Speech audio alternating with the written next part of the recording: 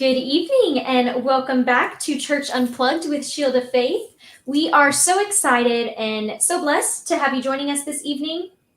And I am just going to check one moment that we have some audio, which it sounds like we do. Alrighty. We apologize for some technical difficulties last week, but we're just going to go ahead and have the conversation again because we thought it was a really good conversation and we want you guys to hear it and we want you guys to interact with us. So, with that said, I am so incredibly honored to be joined by Pastor Frank McElhaney, who is the head pastor here at Shield of Faith, as well as Ashlyn Martinez, who is a worship leader, as well as a special education teacher. And I'm looking forward to just getting to talk with them tonight and hear some of their thoughts and what they have to say. As always, I will be monitoring the stream, so feel free to ask any questions, leave any comments. We love hearing from you guys. So with that said, I think we're going to go ahead and jump in. How are you guys doing tonight? Pretty good. Good. A little tired. Little It's tired? been a long day, but it's going good. Yes, I feel like a lot of us feel that way. Trying to stay awake today. We've got it. Well, so for those of you who may not have seen the announcement or missed last week, we are going to be talking tonight on a couple of different topics. As I mentioned, Ashlyn is a special education teacher, so we're going to kind of touch on that. Also, just kind of touch on developmental challenges in general. And so we're excited, and we touched on this at the beginning of the year, but we wanted to circle back around. And so I'm just going to ask Ashlyn, if you don't mind starting us off, just kind of describe what you do as a special education teacher and kind of how you got involved within that field. Cool. So I have been teaching a resource classroom, which is basically like a small group environment where students with like learning disabilities and things like that come to my room, and I work on math and reading skills with them. And I've been doing this for now going on 5 years. I got started though, that was not my original goal, was to be a special education teacher. The Lord kind of just took me in that direction whenever I was in college. I remember in college, I was going for my new student conference, and I was on a path to be a K through 6th grade general education teacher. They called it generalist at that time. And I was set. I had just gotten done with high school, where I went through an early college program. So I was like, it's going to work perfectly. I'll even shave off a couple of years from college. It's going to be great. And everything went wrong. And what's weird about that is that I had even talked to my advisor a couple months prior to actually going to new student conference, just to make sure everything transferred. And when I got there, it was almost the complete opposite of what we had already discussed. And I just didn't understand it. And nothing sat right with me. And in high school, I had an opportunity to volunteer at an elementary school where I was placed into an actual resource setting, what I do now, at that time. And that was my first true experience with working with special education students, more one-on-one versus like I've always, I always was talking and was friends with individuals in my classes that were, who had disabilities and things like that. I was always like a helper for them, but that was like my true time to help teach them. And I loved it. And the day that I got there, I got to see a student graduate from the resource program, and they had this huge celebration for him. And that moment was like, oh my gosh, this is really cool. I like this. Like, I want to make sure I can do this and help my students do that in my classroom. But I also was like, oh, maybe I can just do a generalist approach and do it in general education and help kids feel confident. But the Lord said no. He's like, nope, you're actually going to teach special education students. And that's kind of why we jumped back to college. I ended up at my new student conference feeling like it's not that I was hoping it was going to go. Had this horrible taste in my mouth. And I just remember looking at my mom and I was like, I know we just sat through New Student Conference for the past 3 days, but I think I need to change my program and I don't know how. And we were lucky, and this is just how awesome the Lord is that he put a family friend in my life who just happened to be a diagnostician who diagnosticians, for those who may not know, are those who actually test for disabilities in students. Mm-hmm. And so I was able to call her up. She went to Texas A&M, so she already knew the programs that were available. And she was like, you need to call this advisor. And she gave me the number to her. And this is what's so crazy about this story out of all of it that just makes me so like, wow, God is good, is the fact that it was New Student Conference. There was absolutely no way that I was supposed to get a hold of that counselor at all. Like, no way I was supposed to get a hold of her.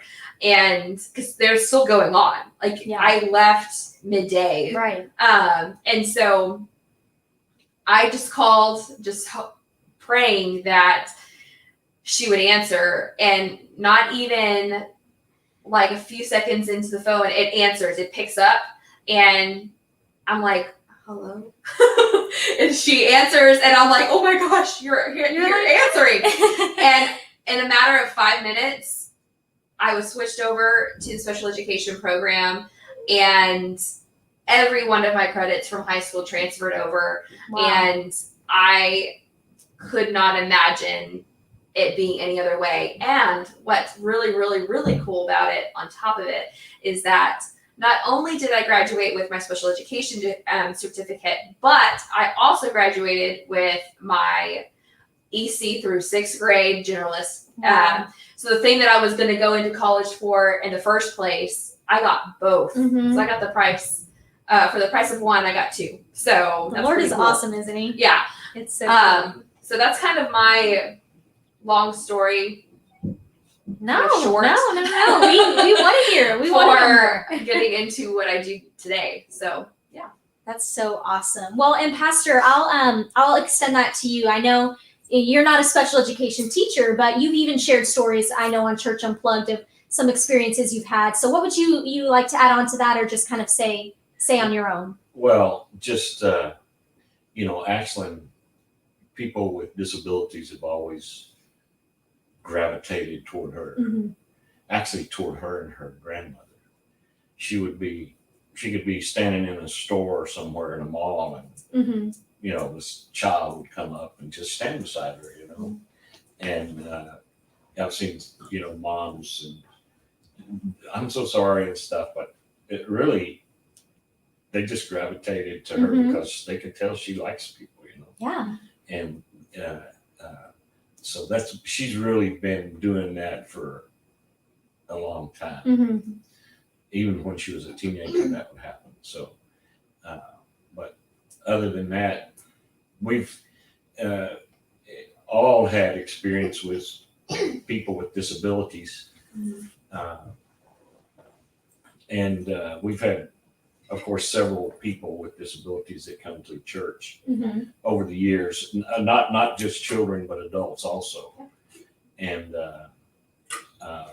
so it's been a good, at our church, it's been a good experience to see the way the people respond to people with disabilities, as opposed to, trying to single them out or make them feel bad or anything like that. Right. So Absolutely. I did have one lady several years ago that came to the church, and her daughter started making some noise, and she kind of panicked, and I just told her, we have a small church then. Just don't worry, everything's fine. And after the service, she had told me that she had been to a church in the city, and a couple of churches had asked her to not come back. Right. Because it was disruptive, and I couldn't believe that. But so there's a lot of there's a lot of opportunities that we have with not only with children but with adults Mhm. Right. to help people be know they're a part of a family as opposed to Right. making them feel out of place. Yeah. Right. Yeah. Well, And I that's think exactly. a lot of times children don't. It, I think I've said it before. Special people with special needs don't need to be fixed; they just need to be loved. Mhm. Correct. And Exactly. and that's the kind of thing that we a lot of times, especially with children, some of the most inspiring things I've seen Yeah. happened. Children with disabilities. Yeah. One young man that I'll never forget. I was watching, and he was in a race. Mhm. It was one time around the field. I don't know how far that is, but he was way ahead, doing very good, and he fell, and he fell hard, and so people came and they were trying to get him to get off and to take care of him and everything, but he pushed him away and he got back in his lane and he finished the race. Wow. That's awesome. That's amazing. All the other contestants were waiting for him. Mhm. So it was just he could have given up, no harm, no foul, but he didn't do it. He finished it. So Wow. that's always been an inspiration. For many years, that's been an inspiration to me. Yeah. That's beautiful. So trying to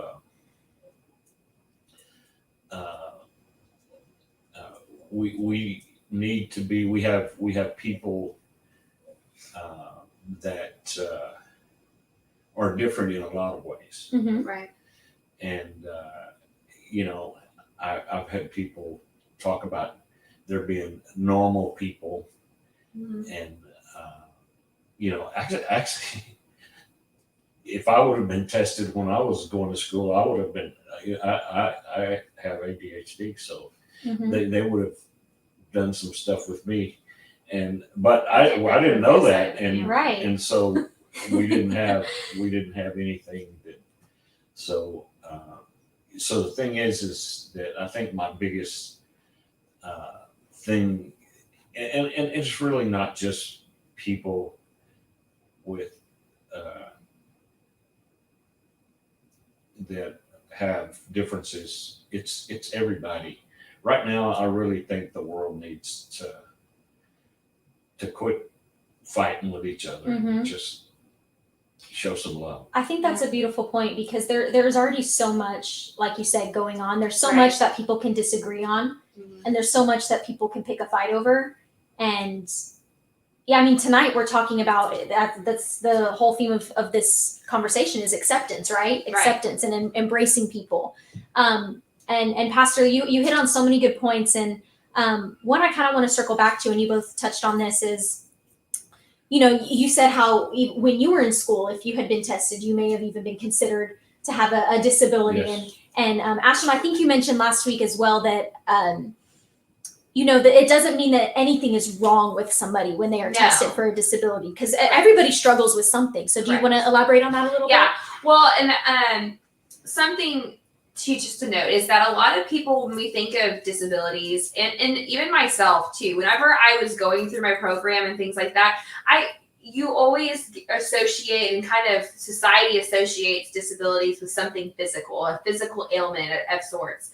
But that is not really, that's not the case. There's so many different things that go unnoticed, unseen in a student, or an individual that you wouldn't even know. And like, for example, students with learning disabilities, they look like normal kids, quote unquote normal Yeah. kids, right? They can interact with their peers. A lot of them are actually like very, a lot of my friends are very popular, very like active, and on just looking on the outside, you wouldn't know. Mm-hmm. But as a teacher, we get to kind of dive a little bit deeper into kind of that understanding and things that their thought processes and how they break it down. And that's where that lies. Yep. And so to the naked eye, you wouldn't see it, but for us, like, we can find those little disabilities and help them. And something I was telling my students too is that a lot of famous individuals have disabilities. Mhm. You can't, like, one of my favorite ones was, oh my gosh, he was a director, and I Martin just lost his- Scorsese. Yeah, I thank don't know you. if I said his name. No, yeah, Martin Scorsese. He has dyslexia, and for the fact that he is a director and is able to do amazing things, Mhm. you would not know that. For somebody who has won so many different awards and is so popularized Mhm. in society's eyes, you would not know that. Yeah.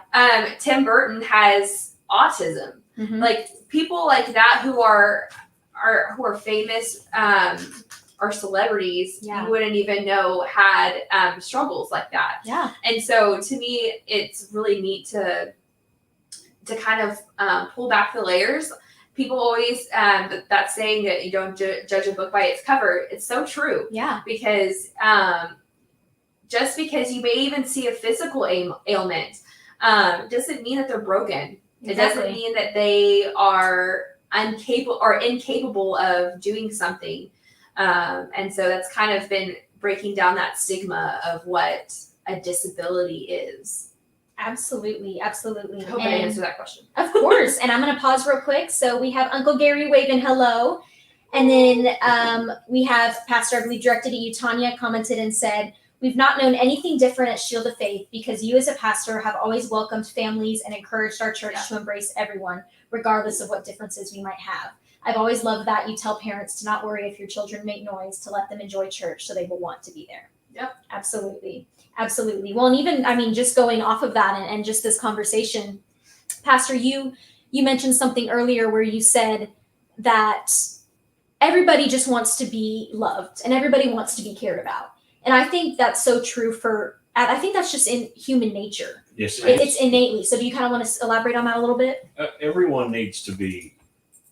We are created not to be alone. Mm-hmm. We're social creatures, and so a lot of times, I know when I was going to school, and y'all have already been through high school and stuff. If you can make it through high school, it's they didn't have middle school when I was going to school, but middle school seems to be the same way. But it seems to be like you either are in or out somehow. Mm-hmm.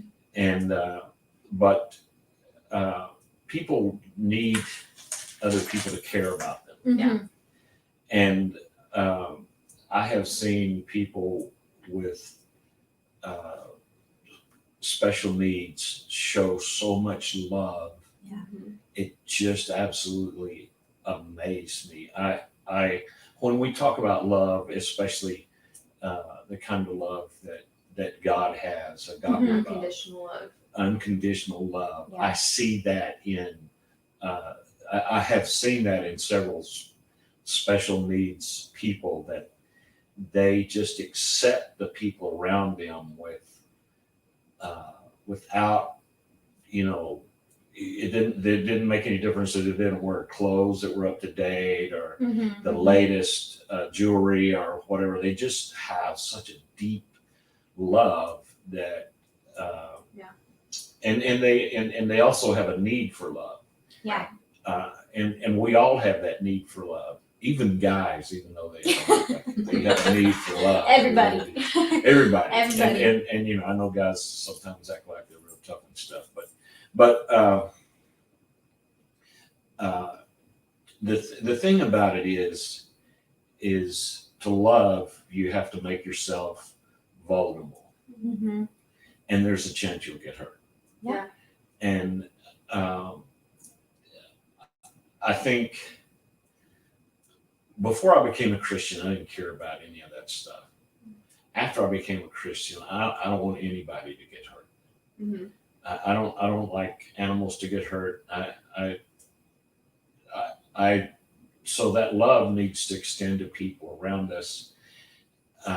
And to be honest with you, if that's the kind of atmosphere that you carry with you, that kind of openness, acceptance, then you'll kind of be that kind of draws people in to be more willing to make themselves vulnerable. Right. So I have a friend that used to work at a school that he wasn't a teacher, but he worked with children with special needs or students with special needs, and the kids loved him, you know, and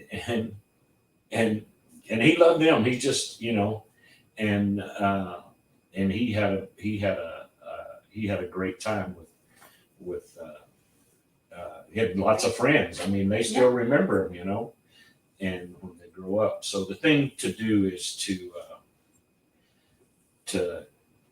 if you want, the Bible says that if you want friends, you've got to first show yourself friendly. That's good. So, and the thing is, it's the same thing with love. You've got to be willing to open yourself up in love. Of course, yeah. And and I think acceptance is, and I know I'm probably talking too much about spiritual stuff this evening, but the thing is that not at all. the thing is that God doesn't hold our past against us when we give ourselves to Him, and I think that we've got to give people an opportunity to be loved. Yes. Yeah. So as long as we, you're talking about people with disabilities, with physical disabilities. I just want to mention that a lot of our veterans have found themselves with their lives changed forever. Yep, that's very true. And we need, that's a whole group of people that they not only need acceptance from others, they need to learn how to accept and live with what's Well, that just happening goes in to life. show, exactly. But that children it that can be anybody. have parents of children with disabilities, I think a lot of times feel isolated. Yeah. They feel alone, and if we can do something to help that, I think we need to do that. Absolutely. Right. Because the kids, love the kids and let the parents understand that they're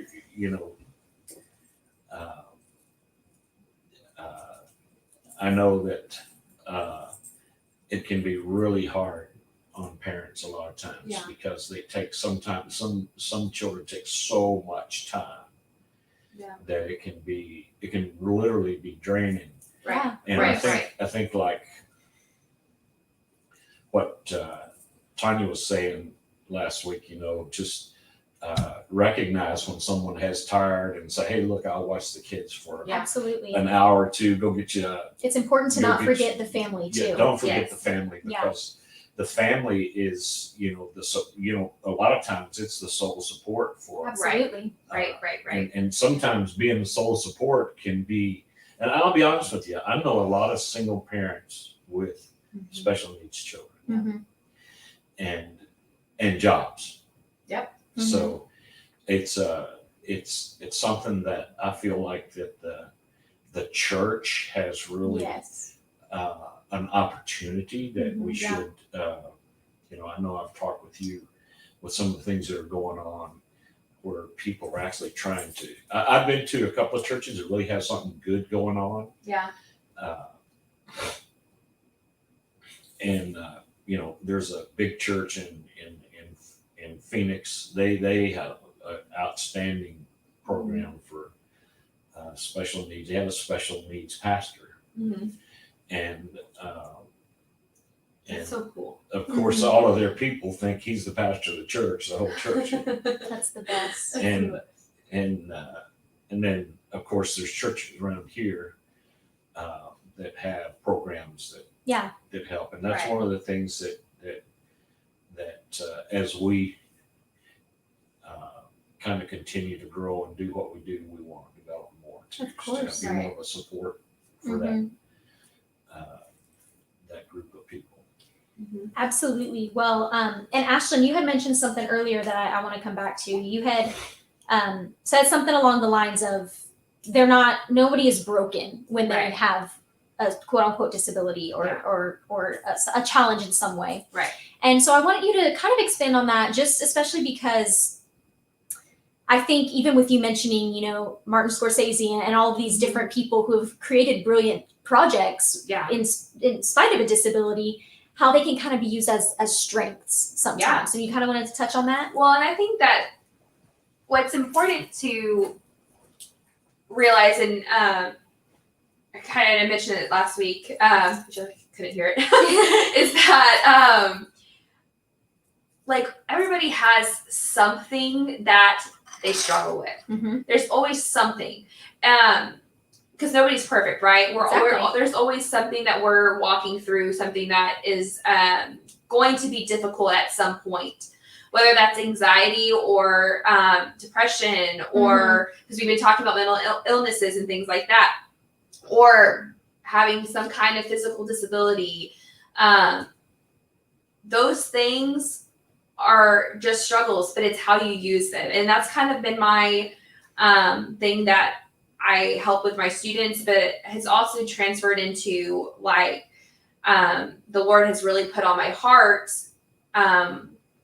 just educating the church in how to incorporate and include the individuals with disabilities, and knowing that it's not something that's broken. And something that actually really put that in perspective to me was one of my colleagues whose husband is blind, and they came to my house during Snowvid, and we had just got water back, and they were still out of water, so they came here, and I got an opportunity to talk to him, and he actually came to me and he started talking about God and things like that. And my coworker and I were very close. She's one of my good friends, and so she had already established with him that, I'm a pastor's kid and I like worship.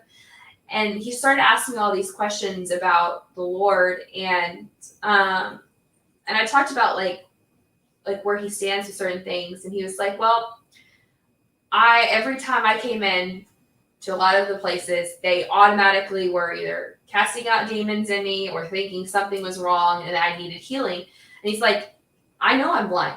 I know that. He's like, I accepted it a long time ago, and I love who I am. Yeah. And I was like, what a true statement. He's like, I love who I am. Do I have to be extra careful sometimes? And he's a jokester. She's like, do I have to be careful sometimes? Yeah. But I mean, I'm able to do everything else everybody else can do. So it just put in perspective that there's been this stigma that, and this has started a long time ago of, and we had talked even last week too, just about back in the 60s, that's when special education kind of took a turn, right? It started getting more notice, is that these people aren't really different than anybody else, right? Like they just have different strengths and different weaknesses, right? But they have the same aspirations as everybody else. They're able to still do the same things as everybody else. Exactly. It's just maybe in a different way. And that's kind of we've been in this point of change over the past few years, and that what a disability looks like, that's broad in the scope too. We've talked about, veterans who come back from war. It's a very different life for them. Even if they don't have disability. Exactly. Right? Yeah. Well, post-traumatic stress disorder, that is Very a real. mental disorder that is very serious, and that happens, and you see it a lot in veterans. And so just taking our time and realizing that, we need to be promoting an atmosphere of love and acceptance and support. Yes. And that, when I was talking to him and my coworker's husband that day, it was just so refreshing to hear some of the things that he was saying. He's like, I just want somebody to not automatically pray for me. He said, don't get me wrong. I appreciate that they care. Like I know that they're not meaning it out of malice or things like that. It's like, I just want them to get to know me more before already making an assumption that I can't do something. Yeah. You're so much And more than They're exactly. yeah. And so that was just really, it was a very powerful moment that I'm so glad that the Lord orchestrated, and it opened my eyes to things that needed to be opened, you know? Mhm. So Absolutely. kind of that. No, absolutely. That's beautiful. Do you have anything to add to that, Pastor? Well, that's true. That's happened a lot of times in churches where somebody with a disability comes in and everybody immediately wants to pray for them. I have seen instances where they want to cast devils out of them. Mm-hmm. But even, again, the Bible shows us that you can't cast devils out of people that don't have them. Right. And also that healing is in God's hands. It's not in ours. That's good, yeah. A lot of times, I just faith. Sometimes just need to be have some grace in our lives to where we extend that to other people. One young man, his father was a pastor, and he just literally didn't seem like the young man could do or learn anything, but he learned how to set the chairs up for one of the services. Right. And so, he came in one day and all the chairs were set up. So from that time on, he didn't, the young man just took care of that on his own. So, he was contributing to what he could. And I think that that's what we need to realize is a lot of times we need to let people contribute what they can.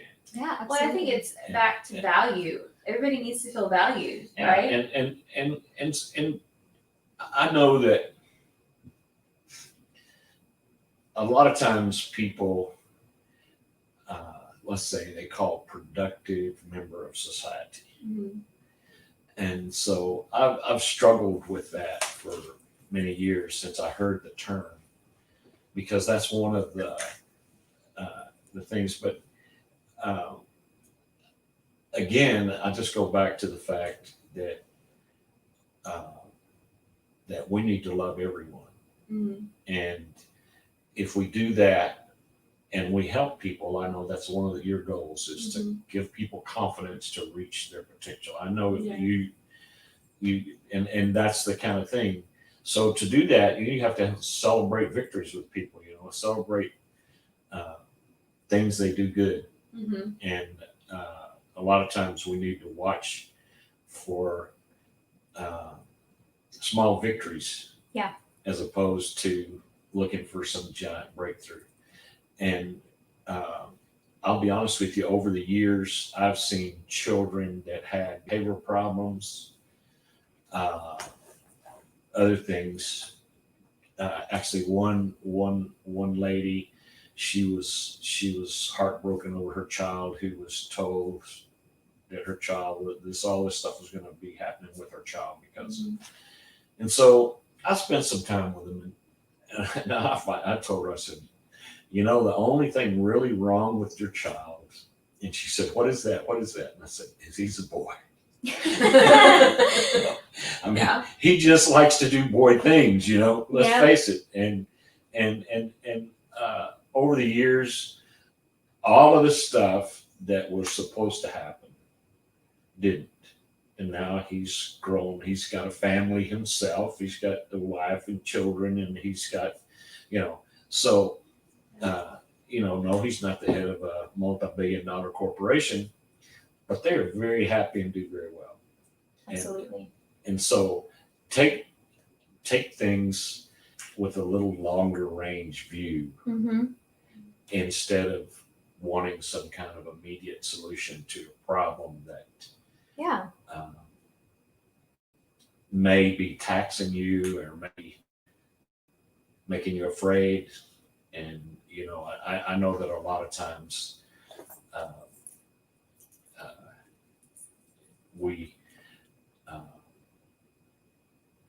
are afraid of what's going to happen. Mm-hmm. I know a lot of times we find ourselves with something that happens, and to be honest with you, your life can change pretty quickly. In an instant. Yep. It can change pretty quickly, but it doesn't have to change who you are. Right. That's good. And it's I'm always amazed by people who continue to extend their hope and love to others, and I appreciate those that do that. And I really, appreciate churches that do include people with whose lives are challenged. I mean, that's what we're for. Right. Let's face it, that's Right. what the church is for. And the Lord loves everyone. The Lord Yeah. loves everyone, even me. But I have a friend that he graduated high school. They just graduated. He went. They just put him through every year just because it's easier to do that than deal with it. Right. And he graduated. He couldn't do anything, but he could see things in his head, like in 3D, like Mhm. not like a line drawn on. So whenever he could just look at something and make it, So and That's so. and Yeah. and so he had a disability, but that disability Helped actually him. made him a lot of money. Yeah. Yeah, They can be so- strengths, as so- we were saying. So that's what. But he. I mean, over the years, I'm talking 30 years. He learned how to read. He became fluent in Hebrew and Greek, It's and wow. I mean, just It's powerful. just Yeah. a cool person to know. Mm-hmm. Absolutely. Did you have anything else to add? Well, I was just gonna say, like, one of my absolute favorite, like memories from my first few years of teaching was like it was a group of my 5th grade students who, it was my 2nd year of having them, so it was already kind of special that way. It was kind of the nice thing about resource that I can loop up with them. Mm-hmm. And this group was pretty broken. Broken not in the sense of that they have a disability, but broken just of kind of what society puts them in. Yeah. And their spirit was broken. their spirit was broken. It's that they know that they struggle and they know that it's different. Mm-hmm. And they knew that that you could just tell that they just had the weight of the world on their shoulders. And I always did this kind of like a STAR camp for the students who had to retake the STAR test again. They would come in my room, and I ended up having, because typically our group time would be like 30 minutes a day, and it was like I had them for 4 hours. And we played games and we had real discussions. And this is obviously the time period as they're about to leave me and go to middle school. And it was on one of the last days of our group. And right before they were about to take the test, right before the school year ends. And we all sat in the room in like this circle. Or I guess it was kind of like mosh pile at that time. There's so many of them. We had 25 that year, 25 kids, and they all were in that room with me. And we just, like a student asked me, he was like, Miss Martinez, are you going to be mad at me if I don't pass my STAR test? And I was like, what? And he's like, are you going to be mad at me? And I'm like, nobody. That is not. No, I'm not going to be mad at you for not passing your STAR test. He had put so much stock into if I don't pass this, I'm going to fail as a human. I'm never going to get anywhere. What's my worth? Yeah. And he's like, well, I'm going to do this. And he starts spouting out. It's like, buddy, do you know what I see in you? And I started telling him what I saw in him. And what ends up happening is like, so I did it for a few other kids. I was like, no, I want you to know something. I see your strengths. And I started pulling out all of these things that I see in each one of the kids. And what was so awesome about it is that then all of a sudden, the kids started turning to each other and were saying, this is what I see in you. Cool. This is what I see in you. And it was one of the most I ended up like sitting back and I think about it now and I'm like, wow, what a cool experience to be a part of. And it was so neat to see these kids empower each other. And that's what we should be doing as a church. I know I bring a lot from classroom experience and things like that. Just because that's my life out, like church and my work, they all go hand in hand. And so, but I've even seen that in just individuals with disabilities and grown-ups, like my friend, husband, he needed people to believe in him. And a lot of the times he didn't have that. And it was cool because he was a lucky individual that he saw that in himself. And he was able to call out, hey, I'm special. I know what I can do. And that's something that the church needs to be rallying around our kids and our individuals with disabilities and just people in general. Or each other. And that's what was so cool. It's like that moment, it was one of the realest moments I could ever ask for it as a teacher. And one of my big things that we always work on is advocacy and self-confidence. Yeah. And it was so cool just to see every one of the kids just turning to each other. And it was just like, even my aides, like we all looked at each other, we're just like, what? That's the best. What? Well, and I do just have to say, going off of that, Miss Ashlyn, your mama commented and said, you are such an incredible teacher, Ashlyn Martinez. Oh, the care you give to your students and the way in which you advocate for them and their families, advocacy, is so admirable. You are such an encourager and have such a beautiful piece about you that reaches students and reminds them that they can do all things. Thank you. Which 100%, absolutely. I second that. And I know Pastor thirds it as well. Well, thank you very much. Well, that was so beautiful. Thank you both so much for your time tonight and for your just wisdom and your conversation. I know I enjoyed it, and I'm sure everyone watching enjoyed it as well. And we want to thank all of you for tuning in with us tonight. We are so glad we got to actually bring this conversation to you, and we had audio tonight. We're super excited. We apologize once again for last week. With that said, you can, of course, tune in next Wednesday for our next episode of Church Unplugged, 7 p.m. right here on Facebook. And before we go, you can always like us here on Facebook, follow us on Instagram, go to our website, www.sofaog.org. And as always, we are currently holding our Sunday services at the Cinemark Stonehill in Pflugerville in auditoriums 9 and 6 at 10 a.m. every Sunday. That's a mouthful, but I think we got it out. So great job. Thank you. Once again, thank y'all so much for joining us. We pray y'all are blessed and that y'all have a great week, and we will see y'all next time. Thank you, guys. Good night, everyone. Bye-bye. Good night.